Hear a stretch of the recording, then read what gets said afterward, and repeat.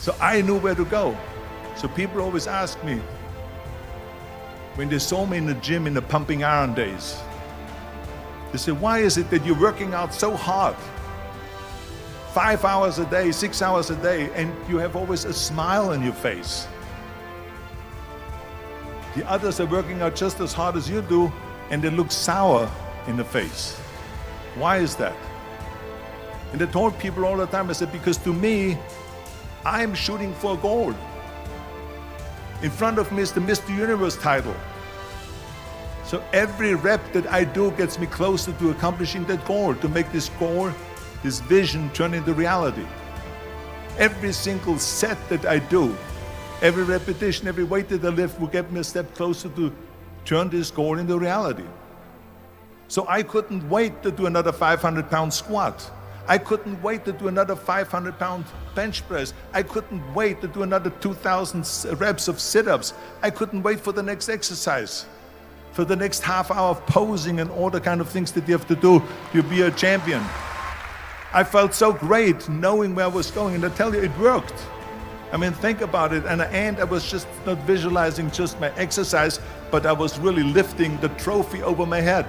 That's what I was thinking about. And with the age of 20, I went to London and I won the Mr. Universe contest as the youngest Mr. Universe ever. And it was because I had a goal. Because I would come home at lunchtime, and then instead of having lunch, I would do 200 sit-ups. And then at night, I would go to the stadium and I would be lifting weights. I would come home at 10 o'clock at night and I would be continuing lifting weights. So it was like one of this insanity in the military. I would continue lifting weights, no matter how the training was and how tough the basic training was. I would always then lift weights afterwards. And as a tank driver, I would have on the side of the tank in the toolbox, I would have my weights, my barbells, and my dumbbells, and my exercise bench and everything there, in order to be at any given time, if we stopped driving the tank and maneuvers at 2 in the morning, I would be able to pull out my weights and again lift for 2 hours my weights. So I was really a fanatic about the whole thing, but it's the only way you really get where the way I succeeded, because I became at the age of 20 the youngest Mr. Universe in London in the history of bodybuilding. At the age of 21, after I won my second Mr. Universe title, I got an invitation from Joe Weider, who was the publisher of all the muscle magazines in America. And he brought me to America, and so there I was. I mean, 6 years after my dream started, I was in America. I saw a bodybuilding magazine that had Reg Park on the cover. Reg Park was then a 3-time Mr. Universe. And I saw him on the big screen as Hercules. And on the cover it said, how Reg Park, Mr. Universe, became the Hercules star. That's what the cover story was all about. So I looked at the cover and I said to myself, I got to get this magazine. So I bought the magazine, I took it home and I read it over and over from the front page to the back. It had everything in there, how he trained, how he was working out in Leeds, England, in a factory town, how he worked out every day for 3-4 hours and became the strongest man of Europe, and how he won Mr. Europe and Mr. Great Britain, and then eventually Mr. Universe. And how he won the second Mr. Universe and the third Mr. Universe. And how he was discovered to play the starring role in Hercules.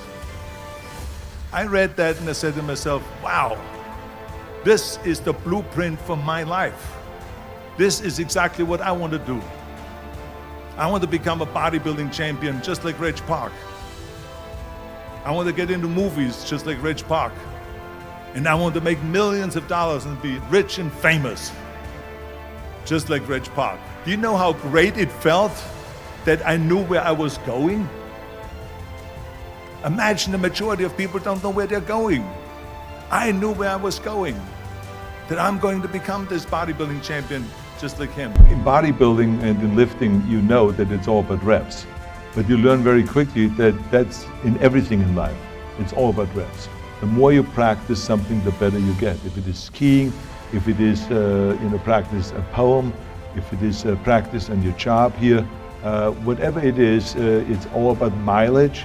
and it's all about reps. And there's no shortcut. And if you ever look for the shortcut or for kind of like getting around and finding some easier way, you're fooling yourself. And it drives me crazy when people say that they don't have enough time to go to the gym for 45 minutes a day and work out, or to do something for 45 minutes to an hour a day to improve. If it is physically improve or if it is mentally to improve. Imagine you read 1 hour a day about history.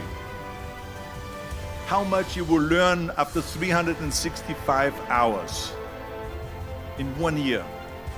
Think about if you study about the history of musicians, of composers, how much you would know. Imagine if you would work on a business, on some business that you want to develop every day for an hour. Imagine how further along you will go and get. So it drives me nuts because when people say we don't have the time, we have 24 hours a day. We sleep 6 hours a day, so that gives you still 18 hours. Now there's someone shaking their head out here in front. They say probably, I don't sleep 6 hours, I sleep 8 hours, right? Or just sleep faster. So we have 18 hours a day. The average person works around 8 to 10 hours. So let's assume it's 10 hours, so we have 8 hours left. Then you travel around an hour a day, maybe 2 hours a day. So now you have still 6 hours left. So what do you do with these 6 hours? What do you do with these 6 hours? Then we eat a little bit, then we schmooze a little bit, talk a little bit to people and all that stuff. But you can see how much time there is available if you organize your day. So you got to work hard. I mean, let me tell you something. When I went to America, I went to college. I went and worked out 5 hours a day. And I was working on construction. Because in those days in bodybuilding, there was no money. I didn't have the money for food supplements or anything. So I had to go to work. So I worked in construction. I went to college. I worked out in the gym, and at night from 8 o'clock at night to 12 midnight, I went to acting class 4 times a week. So I did all of that.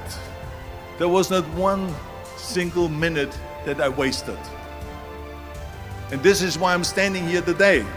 That when I went to school in Austria, to trade school, I learned how to be a salesman. And so I learned the art of selling and promoting and marketing. And I never realized then how important those skills are in everything that we do in life. It doesn't matter if you're an artist, a painter that needs to market his paintings, or if you're an athlete and you have to invest money and look over your business manager, because as you can see all the time, how athletes get screwed all the time by all of a sudden someone saying to them, well, we don't have any more money, because the business manager ran off with the money. Entertainers that are broke and cannot even pay their taxes and so on. So we see that all the time. So I did not realize then how important it is to have a business mind and to be able to sell and to market and promote and publicize and all of those things. And those skills that I've learned then in school were important to me my whole life. And so I developed a certain skill and a nose for real estate, for instance. When I came to America, I looked around and I was training down in Venice, and Gold's Gym was in Venice. And as I was driving through Main Street, and I saw always, the drunks and the homeless and the drug addicts lying around down the street and so on. And I said to myself, one day I see this street becoming a busy business street with restaurants and shops and all this. I see it differently 10, 20 years from now. And I started buying up buildings there. And sure enough, within a few years time, the property went up double, triple, quadruple. And I started buildings that I bought with 3 houses in the back for $450,000. I would sell 3 years later for $2.3 million. Well, let me tell you something. Don't be afraid of failing, because there's nothing wrong with failing. You have to fail in order to climb that ladder. There's no one that doesn't fail.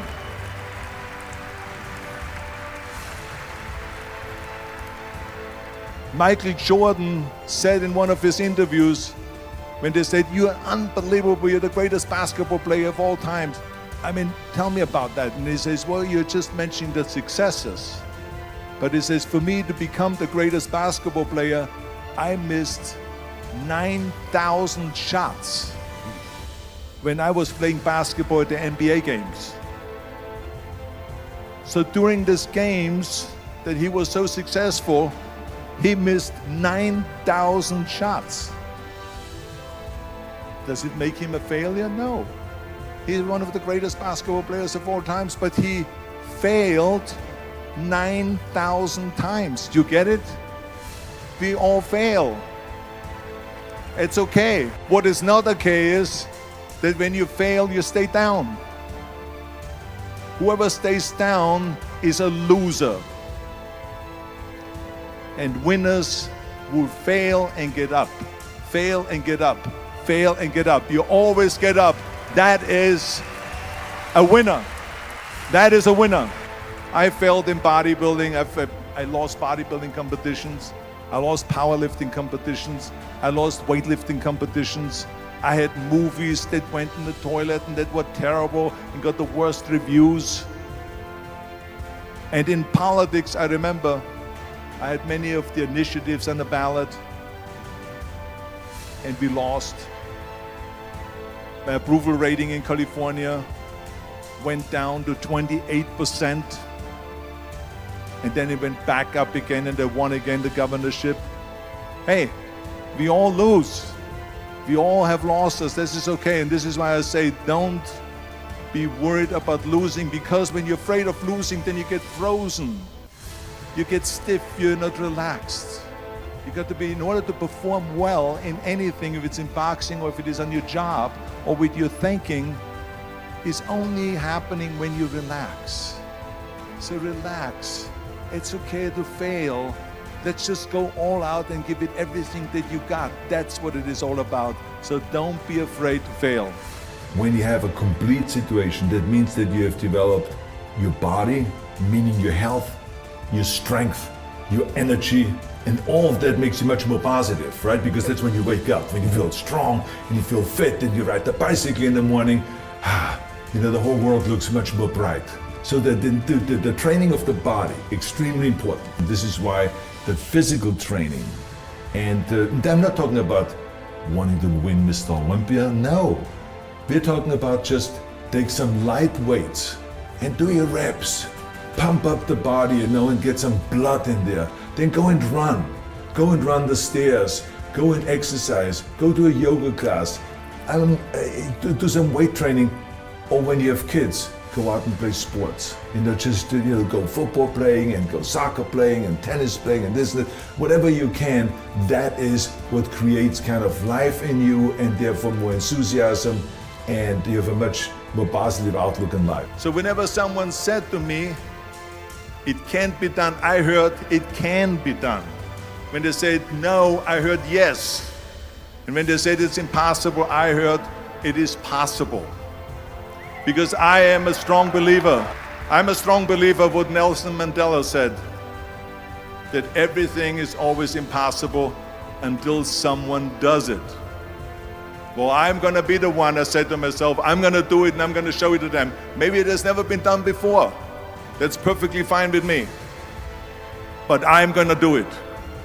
And I did not listen to the naysayers. The same was also when I went into, not just in bodybuilding, they said no. When I wanted to come to America, when I wanted to go to America, they said it's impossible. There's no money that you have to fly even over there. You have no money when you go over there to live with. And what do you think, they're going to wait for you? There are plenty of big bodybuilders over there. It was all no, and it can't be done, it's impossible. And I remember then the same thing happened also when I went into the show business. Can you imagine? I was now a bodybuilder. I weighed 250 pounds. I was Mr. Olympia 6 times. I was Mr. Universe 5 times, and Mr. World and Mr. International. I won 13 World Bodybuilding Championships altogether. And now I said to the agent, the Hollywood agent, I want to get into movies. He said, that's funny, Arnold. I asked a studio executive, I say, I want to get into movies. I want to be a leading man. He started laughing. So they all say it's impossible. I said, why is it impossible? He says, because look at how big you are. You weigh 250 pounds. Hercules bodies and muscular bodies weighing 20 years ago. 20 years ago they did Magista and they did all these Samson movies and Hercules movies and stuff like that, but not anymore. Arnold, this is the 70s. Do you know the sex symbols today? It's Al Pacino. He weighs 150 pounds. It's Dustin Hoffman. He weighs 146 pounds. And guess who else is a sex symbol? Woody Allen. So imagine they're telling me now that those are the new sex symbols. So do you ever forget about it? And then they told me this, and your accent, even if you reduce all your body weight and everything and have a normal body, your accent. I said, your accent, I mean, it will go give people goosebumps. With the German accent, it will get people the creeps. They will get scared. He says, no one in Hollywood ever has become a leading man that had an accent. Doesn't happen. People in America want to hear their actors talk like John Wayne, or like Burt Reynolds, or like Clint Eastwood. Not like someone on Hogan's Heroes or something like that. Some Nazi movie. That's the kind of stuff that they heard. They said, no, you see, it's impossible. And plus your name who can pronounce Schwarzenschnitzel or something like that. No one can pronounce that, so forget about it, Arnold. This is the kind of thing that I heard. Imagine, you go from studio executive to studio executive, from agent to agent, from manager to manager, and they all said exactly the same thing. Now that's very encouraging, isn't it? But you know something? I didn't give a shit, because I believed that I can be a leading man. I believed that I could be another Clint Eastwood, or another Burt Reynolds, or another Warren Beatty, or whatever those characters were, Charles Bronson and so on. I believed that I could be those people. I said, there's enough room on that ladder that I can fit up there. And I looked back again and learned from what I learned in sports. In my case, in bodybuilding. It's all about the hard work that you put in. I said to myself, in bodybuilding, I worked out 5-6 hours a day. I'm going to do the same thing now for acting. And of course, I went to college to study English. I studied voice,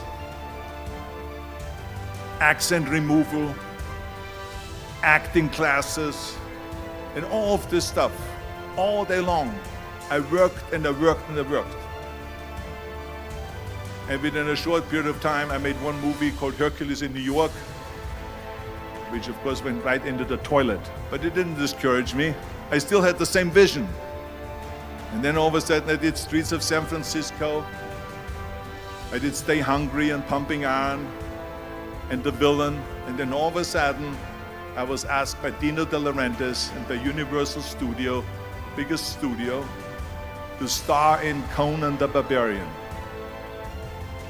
And after I did Conan the Barbarian, the director at the press conference said to the press,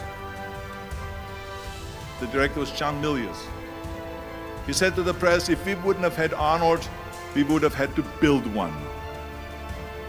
So think about that. The very body that they said can never be sold because the time is wrong.